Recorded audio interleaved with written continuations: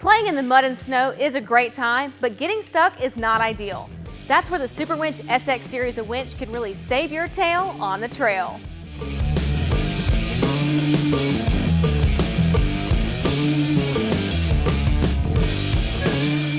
Superwinch is a great name in the winch community, and the SX SR is at the top of the list. This winch has a perfect balance of speed, power, and proven performance with some special additions to help you out on the trail. With a 12,000-pound rated line pull, it will get you out of the ditch quick. This line is a 3/8 of an inch synthetic rope that is a massive 80 feet long for when you are stuck deep in the mud. Here we have the SX Series winch in two different setups. In the Trail Boss, we have it mounted in Weston's Pro Series front bumper where it can be hidden, and in the Jeep, we have it mounted where it can be seen. Looking at the SX series of winches, they are a sleek and modern with a graphite powder-coated finish.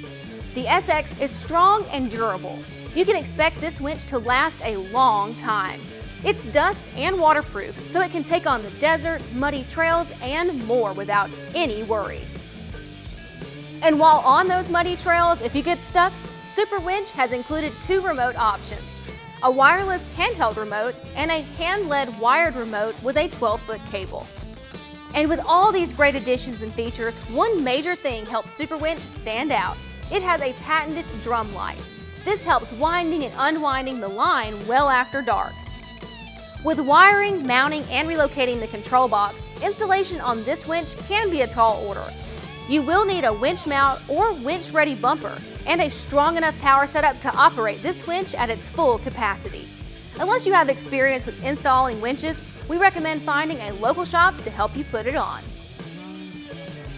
If you're interested in purchasing a Superwinch SX Series winch for your truck or Jeep, or looking to have it installed, check out our store locator on the screen or in the description below.